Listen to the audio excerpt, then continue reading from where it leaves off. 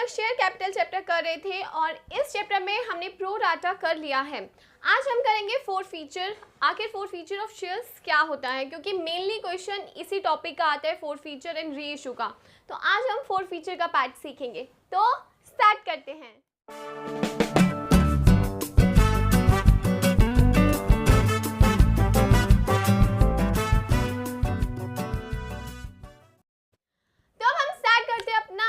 Feature of shares. आखिर four feature of shares होता क्या है? देखिए, फोर फीचर का मतलब क्या होता है? फोर फीचर का मतलब होता है जब्त करना, यानी कि किसी की प्रॉपर्टी को या किसी के सामान को हम अपने पास रख लेते हैं, उसको बोलते हैं जब्त करना। तो फोर फीचर ऑफ शेयर्स यानी कि शेयर्स को जब्त कर लिया जाता है। अब ऐसा कब किया जाता है? देखिए, ऐसा एक तो कंपनी करती है। कंपनी शेयर्स कब जब्त करती है? देखो, जब हम कंपनी में शेयर अप्लाई करते हैं तो हम कंपनी को एप्लीकेशन मनी देते हैं, उसके बाद हमें अलॉटमेंट देना होता है और उसके बाद first and final call, right. लेकिन अगर हम एप्लीकेशन मनी तो दे चुके हैं लेकिन फर्स्ट कॉल या फाइनल कॉल नहीं दे पा रहे हैं, उस केस में कंपनी हमारे शेयर्स को जब्त कर लेती है। That is called four feature. Of course company हमें नोटिस देती है कि आप हमें पैसा दे दीजिए, लेकिन अगर हम नहीं देते तो कंपनी उन शेयर्स को जब्त कर लेती है, जो कि फोर फीचर ऑफ शेयर्स में आता है। इसी को four feature of shares actual में कहते हैं, यानी कि कंपनी ने आपके शेयर्स जब्त कर लिए, अब वो आपके शेयर नहीं रहेंगे। तो इस केस में कंपनी जर्नल एंट्री पास करती है, क्योंकि ये पूरा का पूरा चैप्टर जर्नल एंट्री के ऊपर है। जैसे हमने इशू की जर्नल एंट्री पास करनी सीखी, इसी तरीके से फोर फीचर की एंट्री भी पास करते हैं। अब ये एंट्री कैसे पास की जाती है? देखिए, जब हम शेयर इशू करते हैं तो उस केस में शेयर कैपिटल अकाउंट क्रेडिट हो रहा होता है। इट मीन्स हमारी कैपिटल बन रही होती है। अब जब हम शेयर्स को जब्त करते हैं या फोरफीट करते हैं, इसको फोरफीट के नाम से भी जाना जाता है। तो फोरफीट जब हम करते हैं शेयर्स को, तो हमारी कैपिटल रिड्यूस हो जाती है, राइट। यानी कि अब हम उन शेयर्स को एक्चुअल में कैंसिल कर रहे हैं, कि अब वो हमारे शेयर्स नहीं हैं, क्योंकि जिन बंदों को हमने जिन पर्सन को हमने वो शेयर इशू करे थे, वो हमें पैसा नहीं दे रहे। तो इस केस में जो एंट्री पास की जाती है वो होती है शेयर कैपिटल अकाउंट डेबिटेड, यानी कि हम शेयर कैपिटल अकाउंट को डेबिट करते हैं, ठीक है, to share forfeiture account, to share forfeiture account, जिसे फोरफिटेड शेयर्स भी आप लिख सकते हो, बुक में वो लिखा जाता है, लेकिन अगर आपने शेयर फोरफीचर लिखा है तो भी गलत नहीं होगा। And to unpaid calls account, ये एंट्री पास की जाती है। अभी देखने में थोड़ी सी डिफिकल्ट लग रही होगी, लेकिन बहुत इजी है। इसका मतलब ये होता है कि शेयर कैपिटल किससे आता है? कि शेयर कैपिटल आता है called up value. Called up value क्या होती है? कि कंपनी ने हमसे एक्चुअल में कितने पैसे मांगे। कई बार कंपनी गुस्से में होती है तो अलॉटमेंट मांगती है, हमने अलॉटमेंट नहीं दी, कंपनी हमारे शेयर फोरफीट कर देती है। ऑफ कोर्स हमें इस चीज़ के बारे में पहले नोटिस दिया जाता है, लेकिन मैं एक वैसे बता रही हूँ कि कंपनी ने अगर अलॉटमेंट मांगी या कंपनी की पॉलिसी है कि आपने एक कॉल पे नहीं करी तो आपके शेयर फोरफीट कर दिए जाएंगे, तो इस केस में यहाँ पे हम कॉल्ड अप वैल्यू लिखते हैं कि कंपनी ने हमसे कितने मांगे, आगे हमने कितने दिए, वो शेयर फोरफीचर में आते हैं। यानी कि हम एप्लीकेशन मनी तो नॉर्मली देते हैं जब शेयर अप्लाई करते हैं, तो फोरफीचर में अगर हमने अलॉटमेंट मनी भी दी है तो वो भी शेयर फोरफीचर में आता है। यानी कि हमने जितने दिए और जितने नहीं दिए वो अनपेड कॉल्स में आता है। अगर हमने अलॉटमेंट नहीं दी तो अलॉटमेंट लिखेंगे, फर्स्ट कॉल नहीं दी तो फर्स्ट कॉल। इसका मतलब ये हुआ कि कंपनी ने अगर मेरे से 10 रुपये मांगे और मैंने कंपनी को 5 रुपये दे दिए, तो इट मीन्स 5 रुपये नहीं दिए। तो ये बेसिकली हमारा डेबिट और क्रेडिट साइड इक्वल आना चाहिए। और अगर कंपनी ने मेरे से सिर्फ 8 रुपये मांगे तो और मैंने उसमें से 2 रुपीज़ दिए हैं, तो यानी कि 6 रुपीज़ नहीं दिए, तो हमें यहाँ पे कॉल्ड अप देखना होता है। शेयर की वैल्यू नहीं देखनी होती कि शेयर की वैल्यू 10 रुपीज़ है, डजंट मैटर, शेयर कंपनी ने हमसे मांगे कितने हैं इसको कंसिडर करके चलते हैं। तो ये शेयर फोरफीचर में था।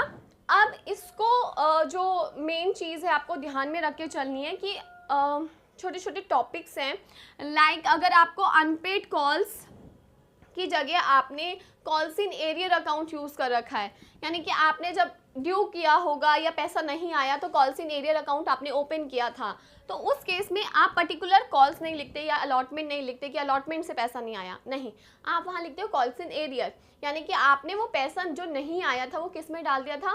कॉल्स इन एरियर में। तो अनपेड कॉल्स में क्या आ जाता है? कॉल्स इन एरियर आ जाता है। कब? जब हम calls in arrear account question में ओपन करके चलते हैं, तो इस बात का मेनली हमें ध्यान रखना पड़ता है। एंड आई होप आप लोगों को ये पार्ट तो समझ आया होगा ठीक है। तो बेसिकली ये फोर्थ फीचर की एंट्री होती है, यानी कि हम जब शेयर को फोरफीट करते हैं। अब हम एक एग्जाम्पल के थ्रू इसको समझेंगे। एक एग्जाम्पल के थ्रू समझते हैं।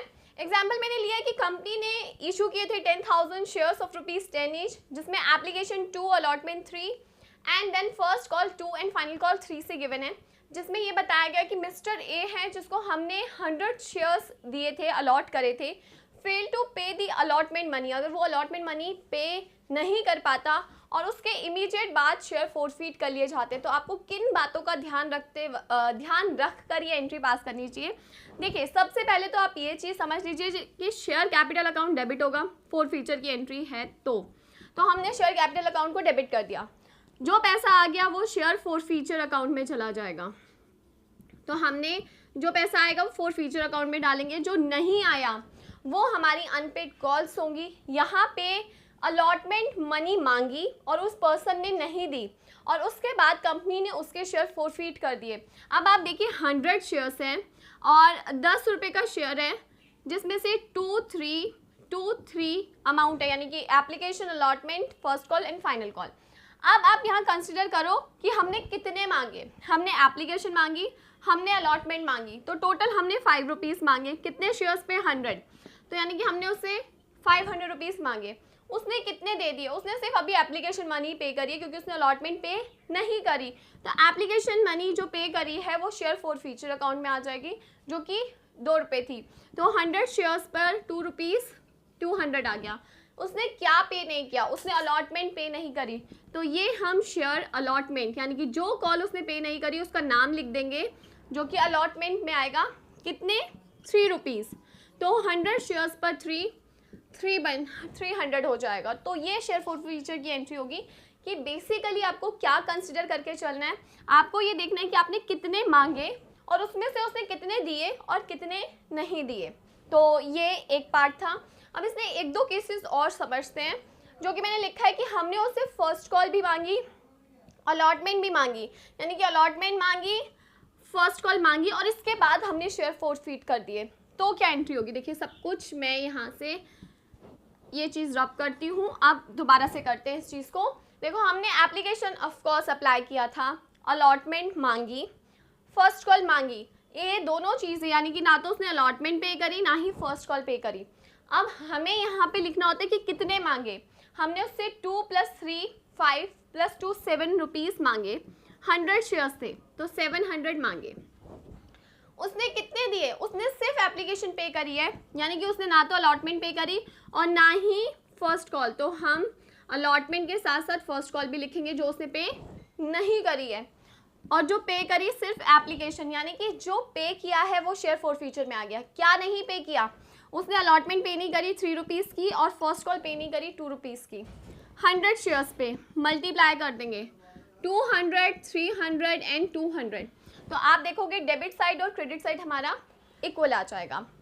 अब ये आपको क्या, मतलब कोई भी केस आ जाए, कैसा भी आ जाए, आपको मेनली क्या ध्यान में रख के चलना है कि भाई हमने मांगे कितने, उसमें से कितने आ गए और कितने नहीं आए। अब ये एंट्री इस तरीके से होगी। अब नेक्स्ट केस समझते हैं कि हमने फर्स्ट कॉल मांगी और फाइनल कॉल मांगी, जो 2 इसने पे नहीं करी। इसने क्या पे किया? इसने एप्लीकेशन पे करी और अलॉटमेंट पे करी, और हमने मांगे कितने? पूरे के पूरे 10 रुपीज़ मांगे हैं। तो इस केस में एंट्री कैसे पास होगी? देखो, हमने पूरे 10 रुपये मांगे तो कॉल्ड अप वैल्यू 10 कहलाएगी 100 शेयर्स पे। तो हमने उससे पूरे 1000 मांगे, उसने कितने पे कर दिए? उसने एप्लीकेशन का अमाउंट पे किया एंड अलॉटमेंट का अमाउंट पे किया। तो एप्लीकेशन अलॉटमेंट कितनी बन रही है? 2 + 3 5 रुपीज़ से अलॉट। और उसने क्या पे नहीं किया? उसने पे नहीं की फर्स्ट कॉल, तो हम यहाँ लिखेंगे फर्स्ट कॉल। उसने पे नहीं करी फाइनल कॉल, तो हम यहाँ लिखेंगे फाइनल कॉल। तो यानी कि उसने ना तो 2 रुपीज़ पे करे ना ही 3। जो चीज़ें पे नहीं करी, हमने पर्टिकुलर अकाउंट, जो कि first call and final call है कॉल्स का, हमने वो लिखा। जो पे कर दी वो फोर्थ फीचर में आ गया। उसने 2 चीज़ें पे करी है, यानी कि उसने एप्लीकेशन भी पे करी, अलॉटमेंट भी। अब बस मल्टीप्लाई करना है, यानी कि ये 500, ये 200 और ये 300। तो इस तरीके से एंट्री पास होती है फोर्थ फीचर की।